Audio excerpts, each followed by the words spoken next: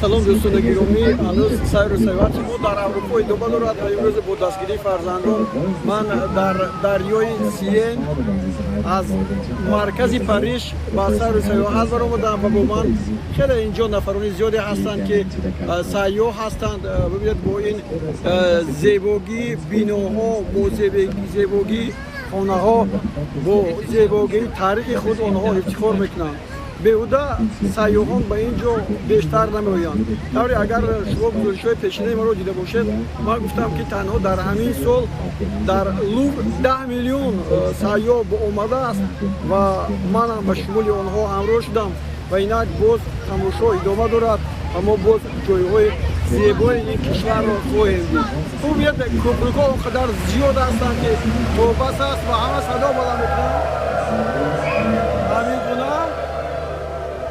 садои хуб аст, ин садое аст, ки аз завқи одамон бастагӣ мегирад ва роҳи худро идома медиҳем. фикр мекунам, ки ҳоло борон ҳам меборад. Инҷо мо бояд поён ҳам қабати дуюм аст, мо дар қабати дуюм ҳастем ва агар борон борид, пас мо ҳам онҷо меравем.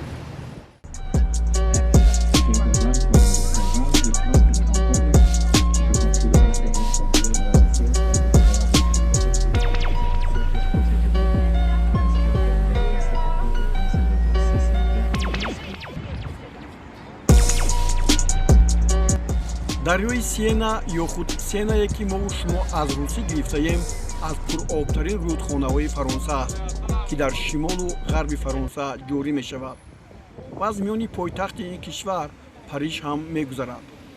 дарозияш ба 777 километр баробар аст. дар атрофи ин дарё биноҳои зебо сохта шуданду кӯпрукҳои зиёде соҳилеро ба соҳили дигар мепайванданд. дар он киштиву қаиқу заврақу бодбонҳои зиёде шино мекунанд. онҳо ба одамон хизмат мекунанд. аслан аз ҳузури сайёҳон дар обрави ин дарё дар миёнҷои шаҳри Париж ширкатҳо маблағи зиёде ба даст меоранд. бо 25 евро шумо гирду атрофи ин дарёро гузашта шаҳри Парижро мебинед. аз зери пулҳову кӯпрукҳои зиёде ҳам мегузаред. сайёҳон ҳам шабу ҳам рӯз аз зебогиҳои гирду атроф баҳра мебаранд. мо барои тамошо шабро неву рӯзро интихоб кардем. аслан сайёҳон сайри шабонаро дӯст медоранд. муҷассамаҳо ва биноҳои боҳашамате, ки қад-қади соҳили чапи дарёи Сена баланд мешаванд, шуморо ба ҳайрат меоранд. шумо аз ҷолибтарин манзараҳо калисои Нотр-Дам, бурҷи Эйфел ва Лувр баҳра хоҳед бурд. ҳар касе, ки ба Париж меояд, ҳатман ба чунин киштиҳо савор мешавад ва аз манзараҳои муҷалло баҳра мебарад. фаронса ва аслан Париж мизбонии бозиҳои олимпии тобистонаи соли 2024-ро ба оғоз гирифт ва имрӯз расми ифтитоҳи бозиҳои олимпӣ маҳз дар рӯи дарёи Сена гузаронида мешавад. дар чунин шароит гузаронидани расми ифтитоҳи бозиҳо бесобиқа аст.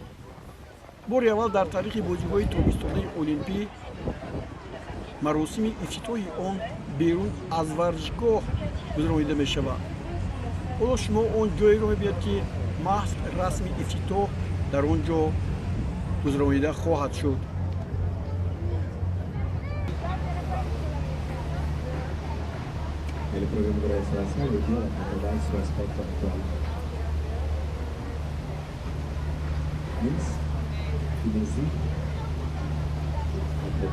навоварии зиёде тамошобинонро интизор аст.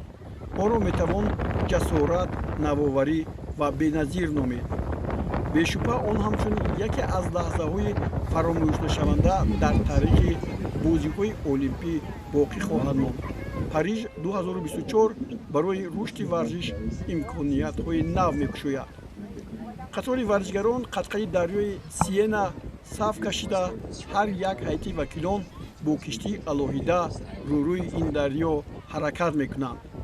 ҳама киштиҳои дастаҳо бо камераҳо муҷаҳҳаз хоҳанд шуд, то тамошобиноне, ки маросимро тавассути телевизион ё пахши интернет тамошо мекунанд, варзишгаронро аз наздик бубинанд. қад-қади дарё аз шарқ ба ғарб 10500 варзишгар ба сӯи маркази шаҳри Париж роҳ мепаймоянд ва он 6 километрро дар бар мегирад. Он дар назди Трокадеро ба охир мерасад, ки идомаи маросим ва намоиши ниҳоии ифтитоҳ онҷо мегузарад. барои тамошобинон вуруд ба маҳалли ифтитоҳии бозиҳои олимпӣ ройгон аст.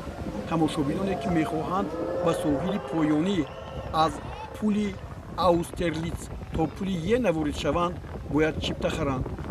80 экран ва баландгӯякҳои азим имкон медиҳанд, ки ҳама аз фазои ҷодугаронаи ин намоиш, ки дар саросари пойтахти Фаронса паҳн мешавад, лаззат баранд. маросими ифтитоҳии бозиҳои олимпии соли 2024 дар Париж бузургтарин дар таърихи бозиҳо хоҳад буд. парад дар дарёи Сена аз шарқ ба ғарб, тавре гуфтем, ба масофаи 6 километр паҳн шудааст. он аз понт Аустерлиц дар паҳлӯи боғи ботаникӣ оғоз шуда, ду ҷазираи маркази шаҳрро Иле Сен-Луис ва Иле де ла Сите давр мезанад ва зери якчанд кӯпрукҳо мегузарад. варзишгарон метавонанд аз рӯи киштӣ як қатор ҷойҳои бозиҳоро тамошо кунанд.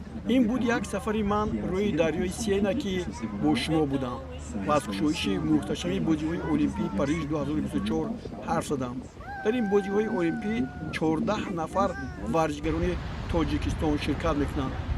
даври дигар ба Лувр меравем ва аз он ҷо ба шумо ҳикоят хоҳам кард. шоду пирӯз бошед.